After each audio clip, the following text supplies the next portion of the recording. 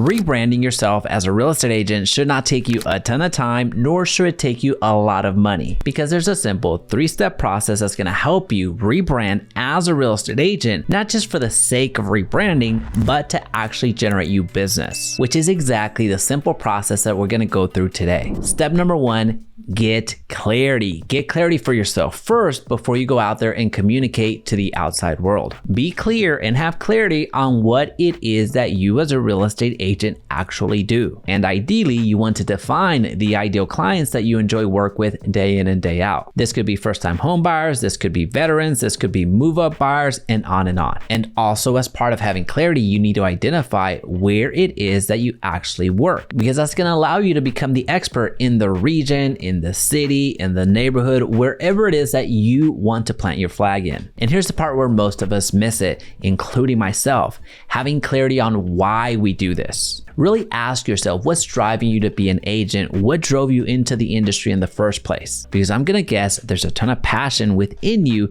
that you have yet to unlock and share with the world. So allow me to invite you to the comment section. Go ahead and comment down below why you got into the industry. So all of that is still step 1. We need to get clarity. Now we go to step number 2, which is actually the cheat code. This is Google yourself, because we want to be as efficient as possible. And what better way to be efficient than by Googling ourselves and seeing what's happening right now? And to make the Googling a lot more beneficial to you, use different variations of your name and your profession. So here you can say something like John Doe Realtor, John Doe Real Estate Agent, or include the location where you work, such as John Doe Dallas, and pay very close attention to the websites that come back, which will allow you to go to step number 3, where you update your online presence. Here's essentially where you take everything that you wrote down on step 1 and apply it to step number 2. Now note, you're gonna find yourself in industry-specific websites such as Zillow,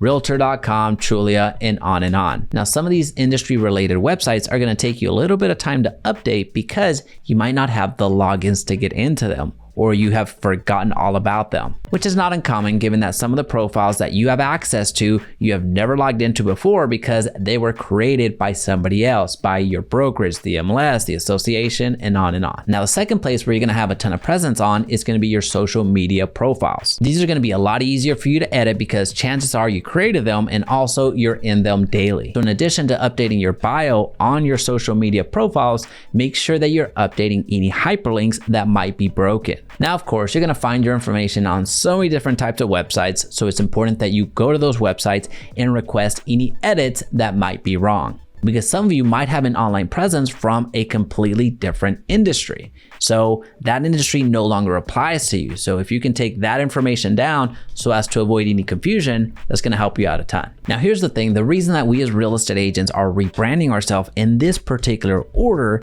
is because we don't have any time to waste, and we certainly don't have money to waste either. So it's important that we address the low-hanging fruit first, rather than just create all of these videos, all of these images, all of this content, hoping that the rebrand is working. Here, you get to control your online image a little bit more, which is part of your overall brand. Now, of course, it's not the entire picture, but it's a good portion of it, because a lot of your buyers, a lot of your sellers, a lot of your peers see you online, and based off of that, they get a good impression of who you are. Now, again, this is your low-hanging fruit. This is the digital footprint that you have as of right now. Now, if you don't have an online brand quite yet, don't worry. There's 5 places that I encourage you to start. The first thing that I would encourage you to do would be create a personal brand website. The second thing to consider doing is creating a Google business page. The third thing would be creating and or updating your Zillow, Realtor, and Trulia profile. Fourth, get your Facebook business page going.